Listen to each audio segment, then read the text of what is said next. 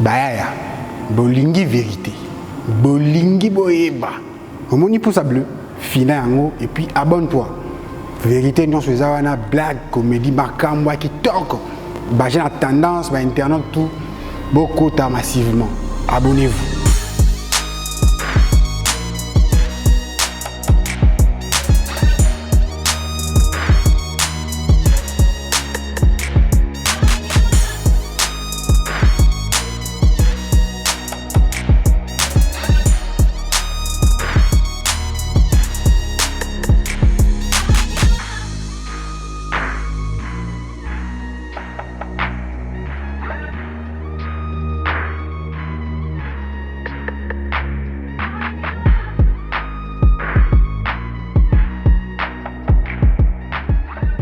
Bienvenue dans votre magazine Veritas sur votre chaîne Okapi Wine TV.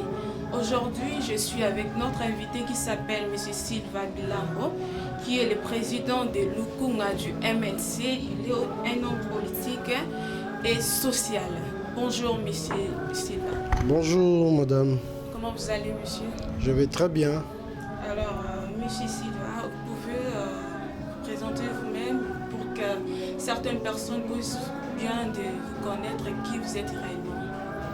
Merci pour votre invitation aussi et mon passage dans votre magazine Veritas. Donc je réponds au nom de Sylvestre Silva Bilambo, comme vous l'avez présenté. Je suis président fédéral du MLC Lukunga 1. Donc je suis un acteur politique et social. Donc mon parcours au sein du MLC date depuis 2003-2004 où j'ai commencé comme militant. J'ai œuvré au sein d'une structure spécialisée qui s'est nommée à l'époque Réveil Total. Et puis de là, j'ai été chargé de la communication à la fédération toujours de la Lukunga 1. Je crois vers 2004-2006, quand il y a eu les élections, avec le président Jean-Pierre Bemba Gombo, qui était candidat en 2006. Et après cette épopée, je crois vers 2009, le parti m'a donné la charge de conduire la commune de Barumbu, Barumbu 2, où j'ai assumé ses fonctions jusqu'en 2019. Et là, ça a plu aux instances, aux autorités du parti, en l'occurrence au président national Jean-Pierre Bemba Gombo, de me nommer président fédéral de la Lukunga 1. Tel est mon parcours politique et au-delà de ça, je suis encadreur sportif et social. Je suis président d'une ASBEL qui se nomme Réveil Total en RDC, qui sensibilise la population sur la prise en charge communautaire, sur la lutte contre les maladies endémiques et épidémiques telles que la malaria, et actuellement on a aussi les Covid. Nous mettons l'homme face à ses responsabilités. Nous luttons pour la transformation de l'homme congolais, de là où il est, là où il vit, là où il travaille, pour la prise de conscience, pour que le développement soit harmonieux. Et au-delà de ça, je suis aussi encadreur sportif. Je suis président honoraire du Judo Club Saint-Paul, le premier club de judo en RDC, qui a un code moral très élevé, ce qui est un sport noble. Et nous intervenons tant soit peu dans plusieurs domaines pour soutenir la jeunesse, les artistes, musiciens, les peintres, et dans tout domaine. Donc nous sommes là aussi pour conseiller et orienter. Et je suis manager dans une entreprise de la place pour aider la jeunesse. En 2018, vous avez posté comme député de Lukunga. Barumbu. De Barumbu. À la députation provinciale, oui, j'étais aussi candidat. J'étais candidat en 2018, candidat MLC à la députation provinciale à la ville de Kinshasa. Donc c'était depuis 2015, il n'y a pas eu élection en 2015 et puis elle s'est réalisée en 2018. J'ai été reconduit comme candidat du MLC à la députation provinciale de la ville de Kinshasa, où j'ai été voté massivement par la population de Barumbu, par les habitants de Barumbu, et ils m'ont accompagné jusqu'au bout. Malheureusement, les résultats donnés par Nanga n'ont pas reflété la réalité. Et la vérité des urnes pose toujours problème de légitimité, mais je sais très bien que avec Dieu nous vaincrons, nous continuons notre chemin. Et nous remercions toute la population, tous les électeurs de Barumbu qui ont toujours cette confiance intacte à leur candidat naturel qui était là, qui ont porté haut la main. Qu'est-ce qui a fait pour que vous ne puissiez pas être député de Barumbu? C'est par rapport parce que vous n'avez pas fait la corruption, comment? Non, mais c'est que nous déplorons. Il y a, tu savais, vraiment sûr que vous avez eu beaucoup de vent, mais la population en est témoin. Vous savez, ces problèmes qui se posent de légitimité. Vous avez suivi dernièrement la marche de l'Amouka conduite par le président national, le sénateur Jean-Pierre Bemba Gombo, pour dire non aux erreurs du passé, que la débâcle électorale qui a eu lieu en 2018, ça a commencé en 2006, avec les élections de 2006, dont les résultats n'ont pas reflété la réalité. On est passé en 2011 avec la candidature de Papa Etienne Tshisekedi. Ces élections-là ont été aussi toujours chaotiques, avec des résultats qui ont conduit toujours à la crise de légitimité.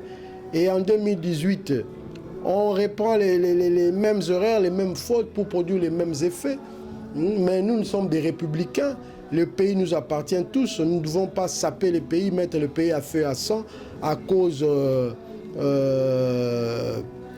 des résultats donnés. On pouvait bien les faire, mais en tant que républicains, nous avons dit nous laissons les résultats tels qu'ils sont, parce que nous avons fait tous les recours qu'il faut, mais le système étant verrouillé, était verrouillé, et puis et le respect de la loi électorale n'étant pas fait, les résultats étant publiés de la manière que vous le savez, mais la légitimité est au niveau de la population qui savent réellement qui ils ont porté à cœur, qui ils ont voté massivement, au détriment des résultats boutiqués, où on parle des nominations que Nanga a dû faire.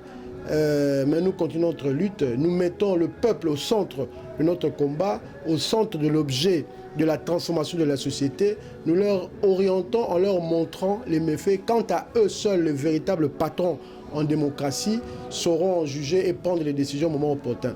Mais nous le savons que nous avons été portés plus haut pour conduire la voie. Aujourd'hui, Barumbu n'a pas un porte-étendard, n'a pas quelqu'un qui porte haut sa voix dans les instances, malgré qu'il y a cette façade des résultats qui était là. Mais le peuple sait, banani balobeli na bango ya solo solo, azali nani o azako lobela bango, Sylvain Bilambo Seki, il est toujours proche d'eux, et puis il a toujours coupé sa doléance, il est tiki bangote, n'étant pas nécessaire par l'hémicycle, mais Boutoupe Moi, matin et soir, nous sommes là pour défendre les intérêts de la population quinoise, congolaise, et pourquoi pas des barons.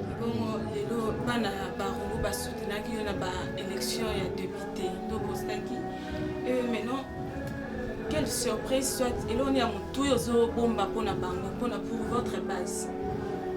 Non, biso tozawana ba acteur toujours politique nazarana bango touti na maladie oyo tozala kati ya pandémie monene oyo maladie babengi coronavirus au Covid-19. Nous avons sensibilisé toujours la population, ba respecter les mesures barrières. Tout ça, il y a action, il y a sensibilisation. Premièrement, nous sensibilisons, nous avons la population par rapport à l'enjeu, à besoin d'un réel. Ils vont se prendre en charge, ils vont et puis la politique, parce que la politique est un élément moteur de la transformation de la société. Ce qu'on a dit politique, c'est la conséquence ya mabe kolanda vie na yo na kelasi soins de santé primaire kelasi ya bana kotanga avenir na yo eza lié. Alors il faut jeunesse lelo ezali à 70% de la population congolaise ayeba ko s'impliquer na affaire politique, ayeba que avenir ya lobby ezali lié na ba décision politique et puis na voix ezo bimaka na makambo ya ba élection. Tant que bako saka bango, tant que bako détourner ba voix na bango, et sengeli te batikalaka na kimia, et sengeli balandela pe ba bako boya ko telemela parce que ezali droit reconnu na carte de la constitution na article 64. Alors biso tozali wana toujours pour na ko teya ko sensibiliser pe ko laksanzela. Yango wana na bana ba romu na zakana bango toujours Donc na sala ki kutu ba dépliant oyo moni pona ko lutter pona Covid, to sali ba clip pour la sensibiliser pour la maladie et décimer ko yeba ko sukola maboko ko tokaboli ba désinfectant oyo na bana na partout sur le cas propriété à la premièrement ko yeba ko respecter la distanciation et dans l'église et dans l'école et dans partout dans ba marché et puis tout ça côté a toujours ko bête pembela na ba autorité ba yeba ko to samibeko ko salela intérêt à population donc voilà pour la Barombu Nazawana Nazara toujours présent sur le plan social, sur le plan politique et sur le plan humain. Donc nous continuons nos activités comme d'habitude. Donc na yebi ke eliki abana Barombu ezalaka toujours intact pour ba yebi esikani motona bango azali pe ba pona pe baza kotika ete tozana bomoko et puis bayaki komona ngai lisusu makasi pona spoliation ya ba bien ya bana Barombu place publique lokola rond-point Kabamba na bon marché oyo ndeko azaki déclaré député aye bimo la yeko kanga pona kosala hangar soki kosala place commerciale kosala ba bar et tout ça et population congolaise ba notable non sur Barombu ba sa pétition ba télémeli yango ba interpeller ki bourgmestre na ye ndeko bimba la po alongola biloko batie wana eza projet moko ezalaki déjà érigé wana mpona eza poumon respiratoire esika ya kosala parc oyo ezalaki prévu mpona bana bapemaka bandeko balekaka et puis basala bamonument ya bapersonnalité nyonso oyo bamarka commune ya Barombu donc tozalaka mpe nsima ya likambo wana mpona koyebetela gouverneur Mbela aya na kati ya kini kobopeto qu'on mette un terme à la spoliation à Bongo parce que ça ne s'explique pas. Donc, nayoka qui est beaucoup mais ça bien bien noté alors que tout le monde qui bon là on a étendoké ko caisser ba kamwana ata ko dans l'autorisation précaire il y a construction ça mieux en dur dans la baromunio so dans l'accord avec biso et dans la ecclésiastique et dans la notable a boy ba spoliation à Bongo ba construction anarchique kotonga na ba devant ba collecteur à maille et si na rond-point na kisasa partout ailleurs na monde entier ba tonga na rond-point te na ba édifice à modèle wana soka linga ça salle de spectacle soka linga ça la funérium mais c'est qu'on le bembe ça la barre pour na famille na ye ou quoi azo isika na ye ça lango kimia et tout ça wana ezali mbele ya bana ba munga en tant que molobeli na bango je ne mâche pas les mots toza tolingi développement mboka tolingi kimia na mboka et puis tolingi ba baza censé d'abord ko faire respecter loi bangonde baye ba ko tosa yango ya linga liboso wana nde état de droit ekozala makasi et puis baye ba tie bango po ba voter to ba kengela mibeko wana ba kozala te bato liboso ya ko violer ba loi na ndenge tozali komona na mboka na biso. Et quelles sont les raisons qui ont fait que vous puissiez être président de Lukunga?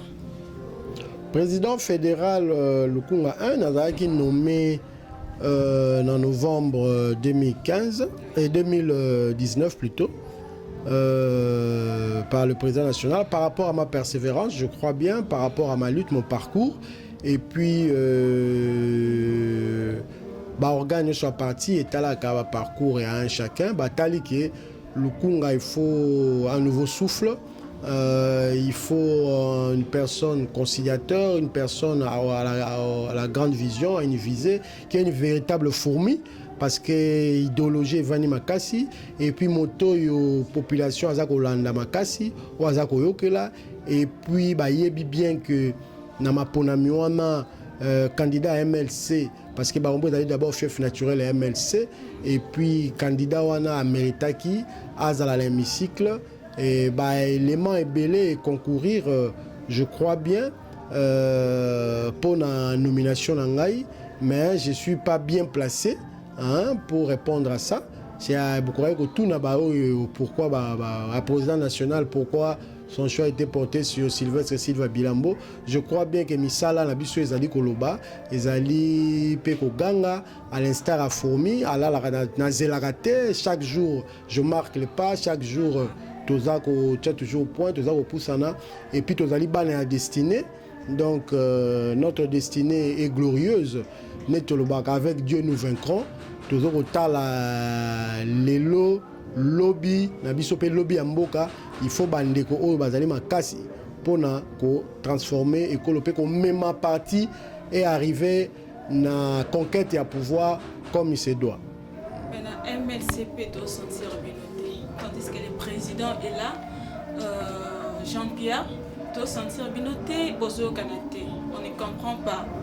Moi silence c'est pour la Covid ou comment Covid PDG Stili lever de l'état d'urgence c'est là qui déjà mais toujours sentir tandis que le président non le MLC est très présent le MLC nenge mon a fourmi la drapeau na biso nenge ezali awa fourmi azali motala la raté na yebi ba batanga ba kelasi ba yebi récitation ya kala sigale la fourmi donc fourmi azali sagesse makasi oh déjà il a tiré la Bible sur otangi proverbe 6:6 okomona ete bako senga na mbato nyonso bazala balanda ndakisa ya fourmi parce que ezali moto oyo aza na abnégation azali moto oyo azali discipliné oyo baa na solidarité makasi oyo chaque jour basaka mosala bakozwa mwa eloko moke moke bakokende kobomba soki aza ye moko aza fait so baye ebele bakotombola pese mpe badéplace ye donc idéologie ezali makasi même pendant le confinement je crois bien nous on a continué notre travail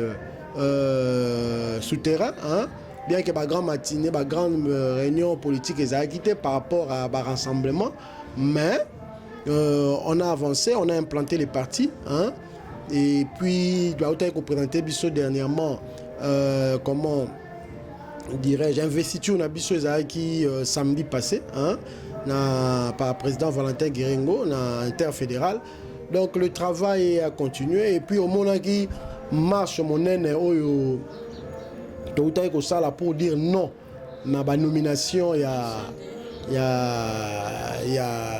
na kati ya seni oyo akosa malonda oyo respectaki ba principe établi oyo banyama ke na mbango na tricage na tricherie to boyaki yango et puis to boyaki ma to telemelaki penda makambo ya loi sakata eminaku oyo bayi ko privatiser justice pour le détriment à service ya camp politique moko oyo bandeko ya FCC donc le parti a souffert un peu mingi depuis l'arrestation à son leader Jean-Pierre Bemba injustement on a quittement na ye et puis Boyela qui a attaqué le candidat président en 2018 sur le plan politique coinça qui est le pouvoir en place na ko écarter injustement na makambo lokuta pour boloba ki ya corruption alors que oyo ba condamné oyo ezali kuna ezali subornation ezali ki jeu politique pour la ko écarter un adversaire o ba yeba que soko déjà aleki na liba wana eza président et puis ata yende potentiel gagnant et puis il a gagné en donc on a matelé qu'on freiner MLC dans ma parlement en 2018 du point de vue à député naé et puis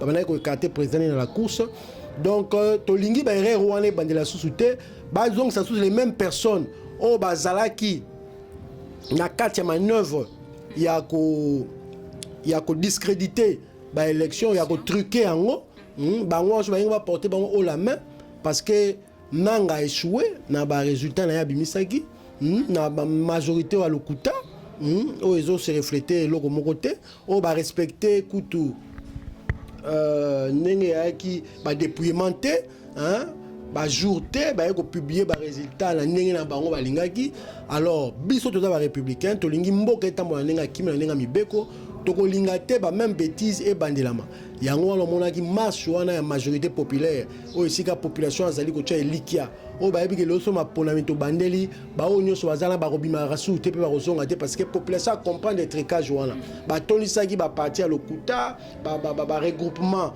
o ezala système ezanga ba adresse et tout ça et ba kosi population na message à lokuta lelo ba rombo ezali victime nango ba yebi mouvement place utate ba misi moto moko boye tout ça ba bina ba onka bocha ba panneau belé bo za terrain kolomba ba tumsuko kosa bana ba bambu lelo baza kolela bana Kinshasa baza kolela lelo majorité wana eza na parlement bozo mona ba tonenge zo mata musana ba ko luka ko matcha ba salaire na bango moko o ba batcha bango 2000 alors population inflation za ko continuer lelo to ezo le ba 2000 parler la ménagère za ko kita donc on écoute ba réduction en train de vie il y a l'État, la dépense ostentatoire au niveau de la présidence, la légèreté à gestion au niveau des travaux à 100 jours.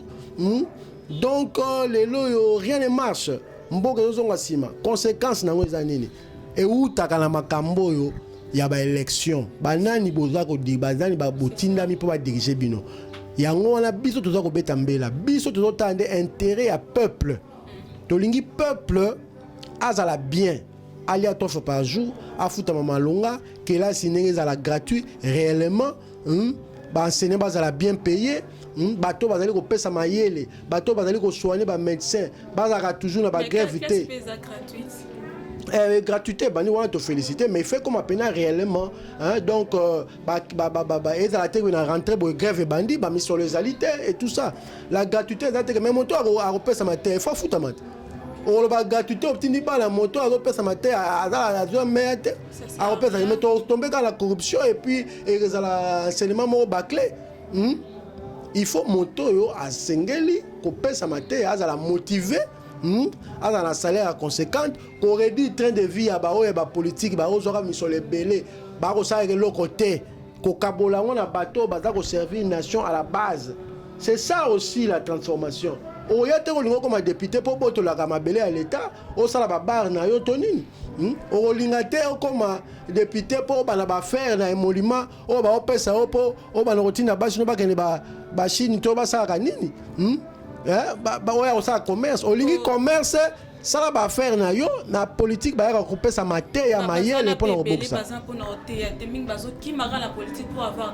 Mais c'est ça, on ne vient pas en politique pour s'enrichir, on ne vient pas en politique. Il y a un autre lobby mabé, et ça mabé tout ça au yango. Parce qu'il faut ce renouvellement de la classe politique, il faut les battre au besoin d'intérêt. Parce que Mboko ils ont quitté Belé, Mboka et Tondi Bomengo, Maï, Mabélé, Oloni, Lobé, Botami, ba richesse, ba cuivre, ba coltan. Mais pourquoi la population a toujours Mbisi na Ebalé, Banzete na Zamba, Banyama Kili. Mais la population a toujours Mobola. Pauvre, paradoxe, wana. Nani a cassé en haut. Il faut bateau ya boanya bato mayele ndeba simba politique pour transformer écolo. Mais auto mono ezali soni, c'est le ridicule. Yango wana biso to lingi boite tant to benga ba militant to te ya population. To bisa bango que na makambo ya mapona ya makama sécurité. Ba somba bino na copo masangate na petit short été, parce que ça, votre vie en dépend, votre avenir, votre devenir. Jeunesse à l'élo. Comme à Zododo, mais là, boye, dépourvu. Évitez l'orni basala. Alors que l'élément moteur a changé ma politique. Et c'est les bateaux qui sont à Malonga. Bateau va carrière à Jean-Pierre Bemba Gombo. La vision claire. Au projet clair. Au bazana pour la mboka mobimeza na bomoko. Et si nous se sentir à l'aise et c'est gazali. Et si la richesse est à la valoriser.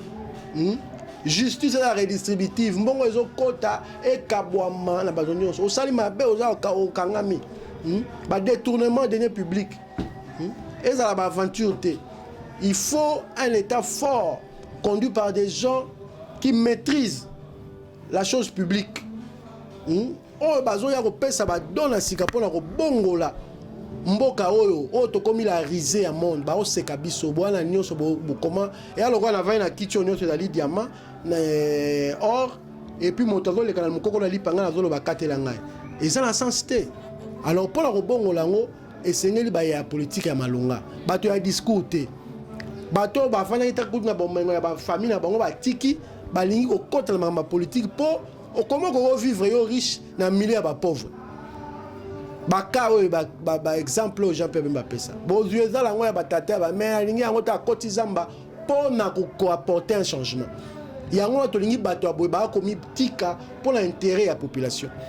D'où yango to senga mingi to beta c'était la population congolaise. Allant exemple la fumée dans la paresseux te alinga mosala ba yekola. Sans tout le monde gratuité ba école de formation ba INPP et tout ça. To pesa ba canot ba école de métier et fungwama. Ba télé ba chaîne na bino ba nationaliste pour le changement réel et la citoyenneté congolaise. na moni ndeko na biso kuta sali loi mususu wana proposer loi ndeko na Daniel Mba Ombote sika ya lipona ba jeune nyos ba les caractères na moi formation militaire et tout ça pour la prise de conscience.